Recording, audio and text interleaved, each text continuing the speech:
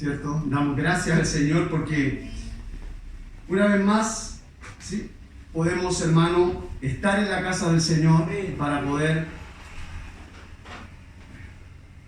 adorar su nombre, hermano, y exaltarlo. Es una hermosa bendición la que el Señor nos da, hermanos, aún en estos tiempos, Señor, ¿cierto?, tan difíciles, pero el Señor nos permite hoy y nos da esta oportunidad que un grupito pequeño nos podamos reunirnos y que podamos también, hermano, estar en la casa del Señor. Yo le decía ayer a los hermanos, el salmista decía, ¿cierto?, una cosa, ¿cierto?, anhelo y esa buscaré, ¿cierto?, estar todos los días en la casa de Jehová para inquirir, ¿cierto?, en su santo templo. Una cosa he demandado a Jehová y esta buscaré. Que ese sea nuestro deseo, nuestro anhelo, ¿cierto?, de poder, hermanos, anhelar, ¿cierto?, el estar en la casa del Señor. Que Dios nos bendiga en esta hora y vamos a ir a la palabra del Señor. Así que vamos a leer algunos versículos del capítulo 9 de Nehemías. Ahí va a estar la palabra del Señor. Vamos a leer algunos versículos y hoy día vamos a hablar de lo que significa un verdadero avivamiento. Y en qué circunstancias ocurrieron estos avivamientos. La verdad que no vamos a poder definir porque es muy difícil o nadie ha podido definir en una palabra lo que es un avivamiento. Pero es más fácil poder, hermano, hablar de las características de un avivamiento. Y es lo que vamos a compartir en esta hora. Vamos a leer algunos versículos de Nehemías, ¿ya? Así que, Nehemías capítulo 9, amén, le vamos a dar lectura y así dice la palabra del Señor. Esta es la palabra del Señor. Mire, dice: el día 24 del mismo mes se reunieron los hijos de Israel en ayuno y con cilicio y tierra sobre sí. Y ya se habían apartado la descendencia de Israel de todos los extranjeros. Y estando en pie, confesaron sus pecados y las iniquidades de sus padres.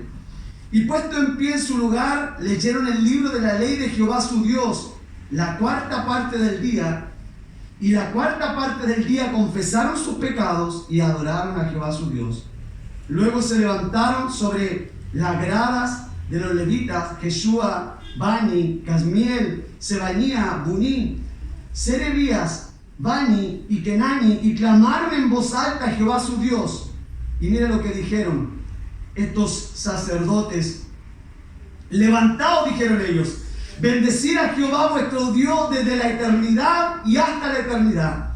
Bendígase el nombre suyo, glorioso, alto, sobre toda bendición y alabanza. Tú solo eres Jehová. Tú hiciste los cielos y los cielos de los cielos, con todos sus ejércitos, la tierra y todo lo que está en ella, los mares y todo lo que hay en ellos. Tú vivificaste todas estas cosas y los ejércitos de los cielos te adoran. Tú eres Jehová, el Dios que escogiste a Abraham y lo sacaste de Ur de los Caldeos y le pusiste el nombre de Abraham y hallaste fiel su corazón delante de ti. Hiciste pacto con él para darle la tierra del cananeo, del eteo, del amorreo, del fereceo, del jebuseo y del jerseo, para darla a su descendencia, y cumpliste tu palabra porque eres justo. Y miraste la aflicción de nuestro padre en Egipto y oíste el clamor de ellos en el Mar Rojo, e hiciste señales y maravillas contra Faraón, contra sus siervos y contra todo el pueblo de su tierra, porque sabía que habían procedido con soberbia contra ellos, y te hiciste el nombre grande como en este día. Dividiste el mar delante de ellos y pasaron por medio de él en seco, y sus perseguidores echaste en las profundidades como una piedra en profundas aguas. Con columna de nube los guiaste de día y con columna de fuego a la noche para alumbrarles en camino por donde iban de ir. Y sobre el monte de Sinaí descendiste y hablaste con ellos desde el cielo. Les diste juicio recto, leyes verdaderas y estatutos y mandamientos buenos.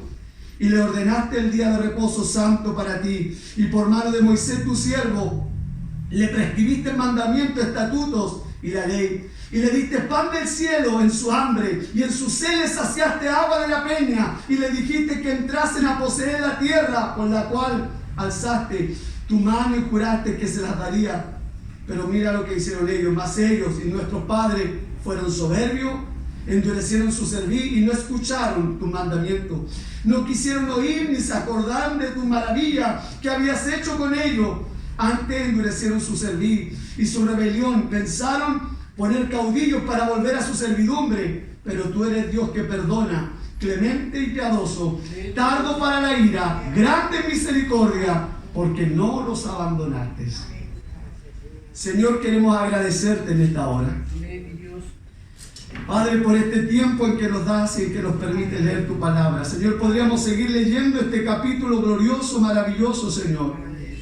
Padre mío de la gloria, yo te doy gracias por tu amor, por tu misericordia, porque así como una y otra vez perdonaste a tu pueblo, así lo haces con nosotros, porque tu amor y tu misericordia sobrepasa todo entendimiento. Bendice a cada hermano, Señor, que estamos en esta noche y aquellos que oirán tu palabra. Bendíganos, Señor, de una forma especial, por Jesús. Amén y amén, Señor. Tome su asiento nomás en esta hora. Bien, y quiero, hermano, compartir con ustedes, como dije, y hablar de lo que es verdaderamente un avivamiento. ¿Por qué? Porque hoy escuchamos en muchas partes, ¿cierto?, expresiones como estamos en un avivamiento, ¿sí o no? También oímos, en muchos lugares decir que cierta iglesia o en cierto lugar se hará cultos de avivamiento, ¿cierto? Cultos semanales de avivamiento. Otros han llamado avivamiento, ¿cierto?, a campañas evangelísticas donde se hacen milagros, sanaciones. Y es algo que ocurre frecuentemente en nuestros días, o ocurría hasta que, ¿cierto?, llegó esto de la pandemia que hoy vivimos. Y todo aquello está acompañado, hermano, de muchas promesas de prosperidad económica. Pero la pregunta es, ¿qué es realmente un avivamiento? Y como dije anteriormente, muchos han tratado de definir lo que es un avivamiento en una palabra, pero es muy difícil poder hacerlo. Pero sí hay algo que podemos hacer, que es dar características de un avivamiento. Y para eso debemos ir a la Escritura. Y lo más apropiado, hermano, es, como dije, ir a la palabra del Señor y analizar los avivamientos que hubieron anteriormente para que podamos entender. Pero hay algo que quiero decir y que es importante. Que cada avivamiento verdadero, hermano, siempre fue movido por el poder de Dios. Y fue traído a su pueblo de una manera soberana, en un momento particular y como resultado del derramamiento de su gracia. Cada avivamiento fue de esa manera. Ahora, cuando nosotros revisamos avivamientos pasados, mire, hay algo, una condición que marcó cada vez que vino un avivamiento, y fue cuando hubo un deterioro significativo, hermanos, espiritual, moral, dentro de la iglesia. Cada vez que la iglesia cayó, hermanos, en ese deterioro espiritual, cada vez que la iglesia, hermanos, se apartó de Dios, entonces Dios vino en su rescate y provocó, aleluya, en medio de la iglesia un verdadero arrepentimiento y una verdadera convicción de pecado. Porque podríamos decir que un verdadero avivamiento, hermano, tiene que ver con un verdadero arrepentimiento, con una verdadera conversión, con una confesión de pecado. Los avivamientos, como dije, parecieran ser el resultado, miren, de un mover de Dios, pero con una intención de restaurar a su iglesia que se ha desviado. ¿Para qué? Para llevarla a una posición de bendición, y donde una vez más la gracia y el poder de Dios se han visto de una manera gloriosa. Hay un avivamiento que, hermanos, comenzó hace mucho tiempo en Estados Unidos, que fue conocido como el Gran Avivamiento. Y miren, hay algo que ha marcado cada uno de estos avivamientos. ¿Y saben lo que ha sido? La oración. La oración ha jugado un papel fundamental en cada uno de esos avivamientos. Este avivamiento que le hablo, que ocurrió en 1725, miren, comenzó con un grupo o con una comunidad llamado moravos, que comenzó a orar. Y este avivamiento trajo arrepentimiento y reconciliación. Por eso un verdadero avivamiento, hermano, no es nada más que eso. Arrepentimiento y reconciliación, primero con Dios y luego con los que están a nuestro alrededor. Se dice que este grupo de creyentes comenzó a orar 24 horas al día. Y había un grupo de personas que tomaban cada uno su turno. ¿Sabe cuánto duró este avivamiento? 100 años.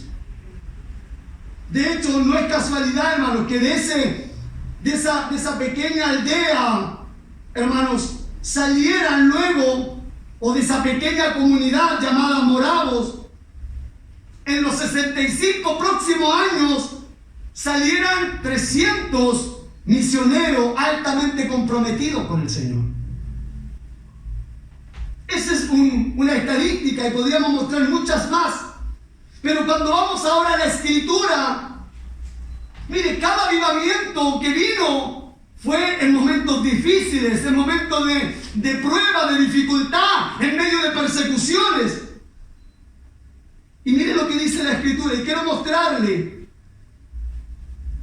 En estos avivamientos que vivió la iglesia, cuando vamos a la palabra del Señor, mire, lo primero que nos muestra el libro de Hechos, y mire lo que dice, porque los discípulos fueron en Hechos 5:28 encarcelados. ¿Y sabe por qué? Porque habían llenado la ciudad con su enseñanza. O sea, ellos fueron metidos a la cárcel porque llenaron la ciudad con la enseñanza del mensaje del Evangelio de nuestro Señor. Gloria a Dios.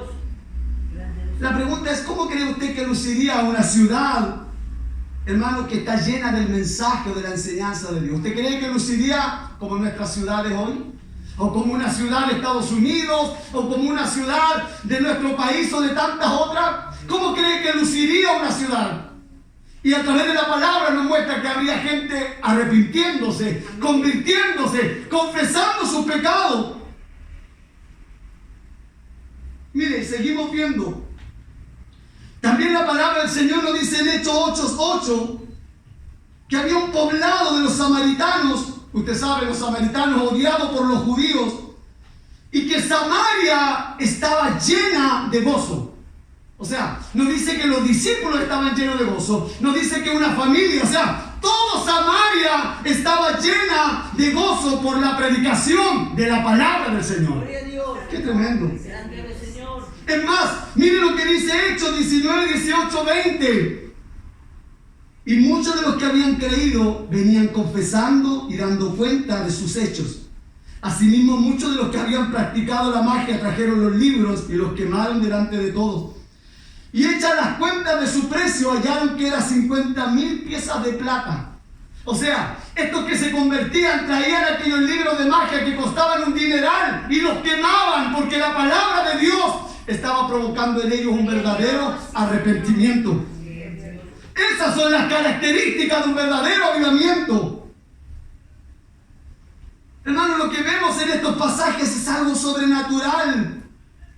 Cosas que no estamos acostumbrados nosotros a ver. Pero estas cosas ocurrieron y son la evidencia de un verdadero avivamiento. Y todos frutos del mensaje de la palabra del Señor. Por eso, mire, yo he leído este texto que aparece en Nehemías, que la verdad que este mensaje podría, hermano, haber leído los 38 capítulos y que nos habla de lo que ocurrió con su pueblo. Hay algo importante antes de ver algo bien cortito para compartirlo en el tiempo que tenemos en esta noche. Ningún avivamiento es igual a otro, pero tienen muchas cosas en común. Y aquí en el libro de Nehemías, hermano, encontramos esta historia cuando el pueblo había regresado a su tierra después de 70 años de cautiverio. El pueblo tuvo 3 retornos. Uno bajo Zorobabel, otro bajo la dirección de Edra y el tercer grupo bajo la dirección de Nehemías. Edra era sacerdote y Nehemías era el gobernador. Y mire, Edra toma una decisión y Edra entiende, hermanos, que La iglesia o el pueblo en ese entonces, lo que ellos necesitaban era oír la palabra del Señor. Ellos necesitaban oír la ley. Y eso es lo que la iglesia necesita hoy oír, es la palabra del Señor. Lo que la iglesia necesita oír es la enseñanza de las Escrituras. Es lo único, hermano, que puede cambiar, que puede transformar la vida del hombre. Nada más tanto así como leía este pasaje de los Hechos, que aquellos brujos que se convertían traían los libros y los quemaban. ¿Por qué? Porque Dios obraba en la vida de ellos. Y Edra decide que la ley de Dios debía ser leída porque él estaba convencido que la condición en la cual el pueblo se encontraba era porque se habían alejado de la palabra del Señor. ¿Sabe, hermano? Es lo mismo para hoy. La condición en que está viviendo la iglesia hoy, y lo que estamos viviendo es porque nos hemos alejado de las Escrituras. Edra, que era el sacerdote, hermano, sabía, imagínate el pueblo, 70 años cautivo, 70 años que no habían oído la ley, 70 años que no habían oído la palabra. ¿Saben? Ellos escribieron en un pasaje, si no me equivoco, salen de Deuteronomio, y ellos dicen, porque ellos cuando llegaron a Babilonia, ellos lloraban porque ya no podían cantar las canciones que cantaban, no podían cantar esas canciones allá que cantaban en Sion. Y ellos dijeron que se pegue nuestra lengua en nuestro paladar si dejamos de cantar. Pero ¿sabe? Eso ocurrió. No se pegó su lengua de una forma textual, pero callaron. Dejaron de adorar a Dios, dejaron de cantar porque se mimetizaron con aquel pueblo. Ellos no estaban esclavos allá en Babilonia, pero sí estaban cautivos, pero ellos se acostumbraron a vivir como los demás vivían. Entonces después de esos 70 años, la iglesia necesita oír la palabra del Señor. Hay muchos que dicen, yo en mi casa, es verdad, leo las Escrituras, puedo orar, puedo cantar, pero nosotros necesitamos ser confrontados con la palabra del Señor. Necesitamos ser ministrados con la palabra del Señor. Yo ayer le decía a los hermanos, no hemos pensado que, aleluya, Dios que está detrás de todo esto, porque Dios es quien permite esto. ¿Por qué Dios ha permitido que se cierren las iglesias? ¿Será porque estamos obrando igual como en los tiempos de Malaquía, que ellos regresaron, aleluya, restauraron el templo, igual este mismo pueblo restauró el sacrificio, pero estaban trayendo lo cojo, lo enfermo, lo manco, creyendo que a Dios se le puede dar cualquier cosa? Pero mire lo que pasa. Y es la primera característica. Vuelvo a decir, él estaba convencido que la condición en la cual el pueblo se encontraba era porque se había alejado de la palabra del Señor. Nosotros hoy vivimos un evangelio a nuestra manera. Cuando se discute un tema, muchos dan su opinión, muchos dicen yo lo veo de esta manera. Pero en cada situación nosotros tenemos que consultar qué dice la Biblia, qué dice la Escritura, qué dice la palabra del Señor. Esta crisis que nosotros vivimos hoy es porque nos hemos alejado de la palabra del Señor. Ciertamente nosotros necesitamos un avivamiento, necesitamos arrepentirnos, necesitamos volvernos al Señor. Y mire, hay 3 características que yo quiero compartir. Y la primera la encontramos en el versículo 1 y 2. A ver si lo podemos ir tirando. El día 24 del mismo mes se reunieron los hijos de Israel en ayuno y con cilicio y tierra sobre sí.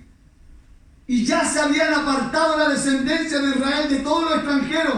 Y estando en pie, mire, confesaron sus pecados y las iniquidades de sus padres. O sea, la primera característica que vemos, arrepentimiento y humillación. ¿Sabe? El pueblo se había mezclado, que eso estaba prohibido por Dios, y el pueblo se mezcló. Pero a la hora de arrepentirse, ¿saben lo que ellos hicieron? No permitieron que aquellos que no eran del pueblo de Dios entraran, aunque eran matrimonio. Ellos dijeron, ustedes quédense afuera, porque nosotros vamos a humillarnos delante del Señor. Alabado sea su nombre, Señor. Segunda de Crónicas dice, si mi pueblo se humillares, sobre el cual mi nombre es invocado, y oraren y buscaren mi rostro, entonces yo oiré desde los cielos, perdonaré sus pecados y sanaré su tierra. ¿Saben lo que hemos hecho los cristianos todo este tiempo? Decir, todo esto está pasando porque el mundo está mal, porque la gente está pecando, porque el gobierno está aceptando leyes que a Dios no le agrada. Y es verdad, es cierto, pero no nos hemos mirado hacia la iglesia, no hemos dicho a la iglesia, no hemos alejado de la palabra. La iglesia estamos viviendo a nuestra manera. Hoy hemos tenido que reducir, ¿cierto?, las veces que podemos el número de hermanos, pero ¿cuánto cuando tenían la libertad no lo hacían? Y es más, ¿sabe? Va a costar mucho para que los hermanos regresen, porque hoy están tan ocupados, absortos en sus cosas, en su tiempo, y ya se han acostumbrado a esa vida, creyendo, hermanos, que ya la iglesia no es importante, creyendo que el congregarse no es necesario. Recuerde, esta es la voluntad perfecta del Señor. Dios murió por su iglesia, Él ama a su iglesia. Que Dios nos ayude. Ahora muchos pueden decir, imagínate, 70 años cautivos. 70 años, le pregunto, ¿son suficientes para humillar a un pueblo? Claro que sí. ¿Sabe? Cuando hablamos de humillación, algunos dicen, ¿y por qué Dios tiene que humillarnos? Él es nuestro ejemplo de humillación. Él se humilló tomando forma de hombre, haciéndose siervo. Se humilló, aleluya, hasta la muerte y muerte de cruz. Él es el mayor ejemplo de humillación. ¿Cuánto más nosotros, hermanos, tenemos que humillarnos delante de Él? Jamás nos compararemos a lo que Él hizo, cómo Él se humilló por amor a mí, por amor a usted. Dios provocó que este pueblo se humillara. ¿Saben por qué? Porque cuando el pueblo estaba bien, tenía paz, se olvidaba de Dios. Cuando nosotros estamos bien, no nos acordamos de Dios. Pero cuando algo anda mal en nuestra familia, pasamos noche entera humillados, ¿sí o no? Lo único que queremos es estar ahí delante de Dios para que Dios haga algo. Y esa es la forma en que oramos, esa es la forma en que buscamos a Dios. Esa es la forma en que, aleluya, pedimos de Él o le buscamos a Él. Dios provocó a este pueblo se humillara, porque cuando ellos estaban bien, no buscaron a Dios. Miren lo que dice Nehemías 9:28, pero una vez que tenían paz, volvían a hacer lo malo delante de ti, por lo cual los abandonaste en manos de sus enemigos, que los dominaron, pero volvían y clamaban otra vez a ti, y tú desde los cielos los oías, y según tu misericordia muchas veces los libraste. Vuelvo a decir, Dios tiene que humillarnos. ¿Sabes que Job llegó a decir, aunque me matara, en Él esperaré? Pero hay cristianos que dicen, no, Dios no me puede humillar a mí. ¿Por qué Dios me va a humillar? Él es el ejemplo de humillación. Y Dios nos humilla para santificarnos y llevarnos a su propósito.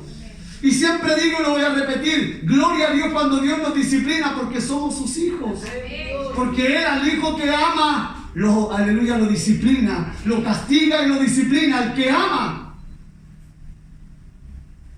La segunda característica es un volverse a la palabra. Miren lo que hicieron. Y puesto de pie en su lugar, leyeron el libro de la ley de Jehová su Dios, la cuarta parte del día. Y la cuarta parte confesaron sus pecados y adoraron a Jehová su Dios. Vuelvo a decir, Nehemías sabía que, aleluya, lo que el pueblo necesitaba era oír las escrituras, era oír la palabra. Oyeron la palabra por más de 6 horas, la cuarta parte del día. No sé si te vienen las matemáticas. ¿No? El día tiene 24 horas, ¿cierto? 6 por 4, 24. 6 horas estuvieron oyendo la palabra. Y 6 horas se estuvieron humillando delante de Él. Lloraron cuando oyeron la palabra del Señor. Que Dios nos ayude, hermano. Jamás puede haber un avivamiento fuera de la palabra de Dios. Él llevó al pueblo a que oyera la palabra. Mira, lo mismo que Cristo dijo en Juan 17:17. Santifícalos en tu verdad, tu palabra es la verdad. Nunca podremos vivir o ser santificados fuera de la palabra de Dios. Lo que nos santifica es la palabra del Señor. Yo debo oír la palabra de Dios cada día, hermano. Debería escuchar la palabra de Dios, porque es la que me santifica. Es por eso que debemos volvernos como iglesia a la palabra. Santiago 1:23. La palabra es como un espejo, hermano. A través de la palabra nosotros reflejamos lo que somos. Pero miren lo que dice Santiago, porque si alguno es solo oidor de la palabra, pero no hacedor de ella, este es semejante al hombre que considera en un espejo su rostro natural, porque él se considera a sí mismo, se va y luego olvida cómo era. Así es aquel que oye la palabra y no la practica. Es como aquel que se mira en un espejo. Así es aquel. Pero la palabra es como un martillo, es como un fuego. Y es lo que dice Jeremías. No es mi palabra como el fuego. Jeremías 23:29 dice Jehová. Y como martillo que quebranta la piedra. Miren lo que dice Salmo 19:7. La ley de Jehová es perfecta. Amén. La palabra de Dios es perfecta. ¿Y sabe lo que hace? Convierte el alma. Amén. Sí, Señor. El testimonio de Jehová o la palabra de Jehová es fiel, no falla. Amén. La palabra del Señor es perfecta, no hay en ella ningún error. Es fiel, hace sabio al sencillo. Amén, mi Dios. Y miren lo que dice 2 de Pedro 1:19. Tenemos también la palabra profética más segura. Así es, Señor. Las profecías cesarán. Amén. Hermano, todo se acabará, pero la palabra permanecerá para siempre. Amén. El cielo y la tierra pasarán, pero mi palabra no pasará. Amén. Mira, en esta dice que tenemos también la palabra profética más segura, en la cual hace bien estar atento como una antorcha que alumbra el lugar oscuro, hasta que el día aclarezca y el lucero de la mañana salga en vuestros corazones. Ella es lo que nos alumbra, ella es lo que nos guía. Amén. Por eso todo avivamiento, hermanos, a través de la historia ha sido acompañado por la palabra del Señor. John Piper dijo, Dios escribió un libro. Billy Graham, en una campaña que debiera haber durado 72 horas, terminó predicando 90 días. La campaña debió durar 72 horas, pero él terminó predicando 90 días y cada día la palabra de Dios. Eso es glorioso. Amén, Dios. Y por último, hermanos, la tercera característica fue una sensibilidad al pecado. Versículo 3. Que hemos leído. Y puesto de pie en su lugar, leyeron el libro de la ley de Jehová su Dios, la cuarta parte del día. Y la cuarta parte confesaron sus pecados y adoraron a Jehová. ¿Sabe? Cuando se provoca un verdadero avivamiento, los hombres y las mujeres empiezan a confesar su pecado. Confiesan a hablar, hermano, de lo que está dentro de ellos y comienzan a confesarlo delante de Dios. Ese es un verdadero arrepentimiento. Nosotros, o avivamiento, a veces creemos que el verdadero avivamiento es donde la gente habla lengua, donde la gente salta o danza, donde la gente hace cualquier, aleluya, no sé, algo más llamativo. Pero si allí no hay arrepentimiento, si allí no hay confesión de pecado, no hay avivamiento. Y nosotros como país, como nación, como el mundo entero, necesitamos arrepentirnos de nuestros pecados. Necesitamos confesar nuestros pecados delante del Señor. Necesitamos hacer como el pueblo. El pueblo confesó sus pecados y los pecados de sus padres. ¿Sabe usted que David, Daniel confesaron los pecados? Nehemías también, cuando él ora, confiesa los pecados y dice: Señor, perdona mis pecados y los pecados de este pueblo y yo, porque este pueblo y yo hemos pecado delante de ti. Siempre digo, cuando pasa un hermano a orar y comienza a decir: Señor, perdónanos porque hemos pecado o porque he pecado, hay muchos que lo escuchan y dicen: ¿qué habrá hecho el hermano? Como que ellos fueran tan santos y nunca pecaran. Porque nos han enseñado y creemos, aleluya, que el creyente nunca peca. Somos pecadores, la diferencia es que nos dolemos del pecado, que no hemos arrepentido. Somos pecadores arrepentidos de nuestro pecado. Y cada día nos duele, aleluya, fallarle al Señor. Amén, sí, Dios. Mire, si usted lee, y por el tiempo que tenemos en su casa, siga leyendo del verso 5 al 31, y verá cómo este pueblo, después de confesar sus pecados, ¿sabe lo que hace el hombre? Comienza a reconocer lo grande que es el Señor, la gloria del Señor. Sea su nombre, Señor. El pueblo, hermano, en esos versículos hasta el final no solo reconoció lo grande que era Dios, reconoció su justicia. Y cuando yo reconozco la justicia de Dios, veo mi pecaminosidad. Amén, sí, Cuando yo Señor. reconozco y veo a Dios que es santo, Bendito y como yo Señor. siempre lo digo, hermano, esa palabra para santo en Dios es kadosh. En el griego kadosh, ¿y sabe lo que significa? que Dios está apartado infinitamente de todo lo creado. En uno de los sermones, y con esto voy a terminar, cuando Moisés le dijo: Señor, yo no quiero ir a ninguna parte si tu presencia no va conmigo. El Señor dijo, porque el Señor le había dicho: vayan ustedes porque yo no voy a ir con ustedes por su pecado. Pero Moisés quería la presencia de Dios, quería ir con el Señor. Y no se conformó solamente con eso, él quería la gloria de Dios. ¿Y sabe cómo Dios le demostró su gloria? El Señor se la demostró a través de su bondad, a través de su misericordia. Yo tendré misericordia del que tengo misericordia. Y yo decía que la gloria de Dios está atada a la bondad de Dios. Porque la única forma en que nosotros podemos ver la gloria de Dios y no morir es experimentando su amor y su gracia. Así le hemos conocido. Porque de otra manera, Él dice ahí en ese texto, en el libro de Éxodo: nadie me ha visto y ha vivido. Nadie puede. Pero ¿sabe cómo hemos visto la gloria del Señor? En su bondad, en su amor. Así como es de grande su bondad, así como es de grande su misericordia para perdonar nuestros pecados. Si nos arrepentimos de ellos y nos volvemos a ellos como iglesia, Él perdonará nuestros pecados. Eso es lo que el Señor hace. Póngase de pie en esta hora. Padre, queremos darte gracias, Señor, por tu palabra, Señor,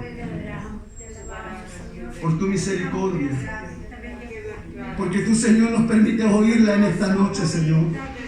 Estos 2 días que nos has permitido reunirnos, Señor, con algunos hermanos para, Señor, hablar de tu palabra y estar en este lugar. Te pedimos, Señor, perdona nuestros pecados. Señor, perdona los pecados, Señor, de nuestra nación. Perdona los pecados, Señor, de nuestra familia, Señor. Perdona los pecados de tu iglesia, Señor. Porque necesitamos humillarnos delante de ti. Necesitamos confesar nuestros pecados. Señor, te hemos ofendido, hemos fallado, Señor, delante de ti. Nos hemos alejado, Señor, de la verdad de tu palabra. Pero ayúdanos hoy. Trae consuelo en nuestras almas, trae aliento en nuestras almas. Anímanos, Señor, fortalécenos en esta noche. Señor, danos de tu ayuda, de tu fuerza, de tu fortaleza para avanzar, para seguir. Señor, tendremos nuevamente que entrar a una cuarentena, Señor. Dios mío, ¿cuánto tiempo tendremos que esperar para volvernos, Señor, a congregar?